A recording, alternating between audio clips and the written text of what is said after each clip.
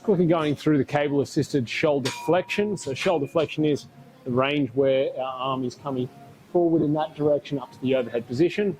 We can be limited for several reasons here. It could be post-surgical complications, could be just old injuries, and it could just be that we've got some weakness in the area or some kind of restriction.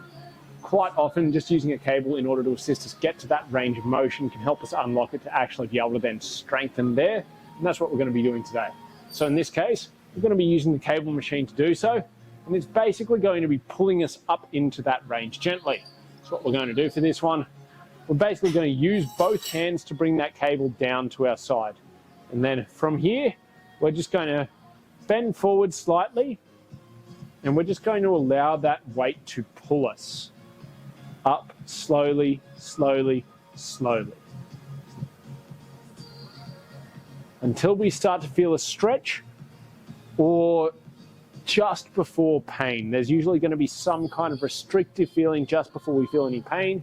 We want to pause there and let it stretch for a moment, and then we bring in the other arm to assist it back down.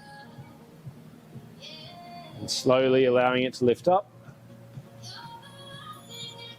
into that overhead position. You can probably get a little bit further the second time. Now, if you can, under your own power and without pain, bring it back down, that is absolutely fine. But if we can't, we just use that other arm to come in.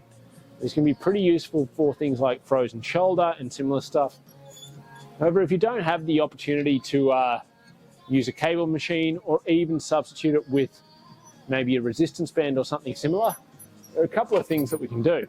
So one that we can use is just to sort of put our hand up against a wall or some kind of structure, holding it even in that sort of position if there's a pole.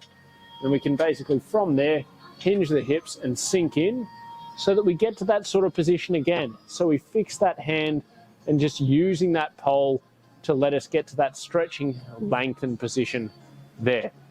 Now our last option, generally my least preferred, but it can still be pretty useful, is to just lie down on the floor and use gravity and the weight of our own arm to help it overhead. So from there, we just lay down, pop that arm straight up in that position if we can get this range without pain, and then we just assisting it with the opposite arm if we need to keep it really controlled, and just slowly letting it fall overhead, just as far as we can.